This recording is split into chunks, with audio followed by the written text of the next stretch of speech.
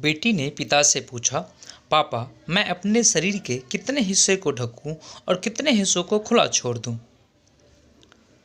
पिता ने मस्त जवाब दिया, बेटा, जितने हिस्से पर तुम नर्क की आग सहन कर सको, उतना हिस्सा खुला छोड़ दो। बेटी ने पूछा, ऐसा क्यों पापा? जवाब में पिता बोले, बेटी, शरीर को ढकना जरूरी है। बेटी, तुम्हें याद है श्री कृष्ण गोपियों के कपड़े चुरा लेते थे।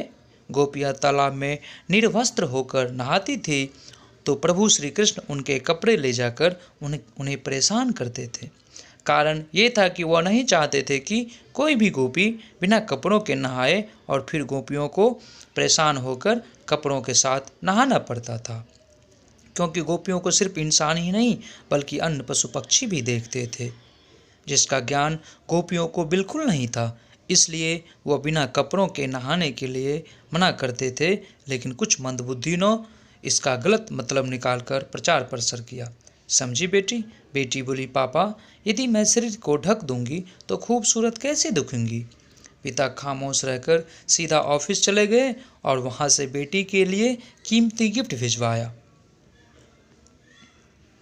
गिफ्ट खोलकर देखा तो एप्पल का सबसे महंगा फ़ोन था।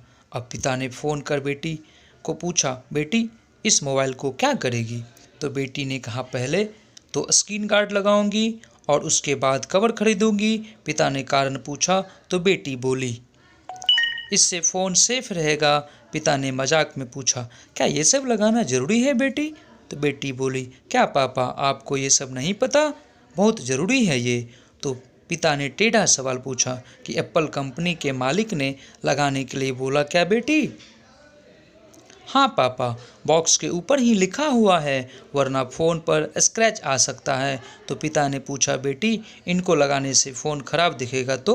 बेटी ने उत्तर दिया, नहीं पापा, इसको लगाने से तो मेरा फ़ोन और ज़्यादा खूबसूरत दिखने लगेगा। अब पिता ने जो कहा उससे बेटी की आंखें खुल गई। बोले कि बेटी, यदि मामूली मोबाइल की सेफ्टी के लिए स्क्रीन गार्ड और कवर ज़रूरी है तो बिटिया, तुम तो मेरे लिए सब कुछ हो।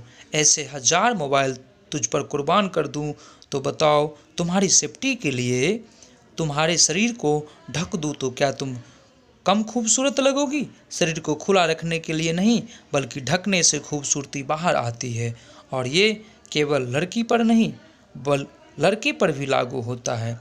बेटी कोई उत्तर नहीं दे पाई। बेटी सिर्फ बोली कि पापा, थैंक यू, आपने मुझे ज़िंदगी की सबसे महत्वपूर्ण और बड़ी शिक्षा दे दी है। ऐसी शिक्षा स्कूल कॉलेज में नहीं बल्कि माता पिता से ही मिल सकती है। बेटी बोली, पापा, यदि भगवान सच में प्रार्थना सुनते हैं तो मुझे हर जन्म में आपकी बेटी होने का सौभाग्य मिले। दोस्तों, वीडियो पसंद आया हो तो प्लीज़ शेयर कर दीजिए और हमारे पेज को लाइक कर दीजिएगा। धन्यवाद।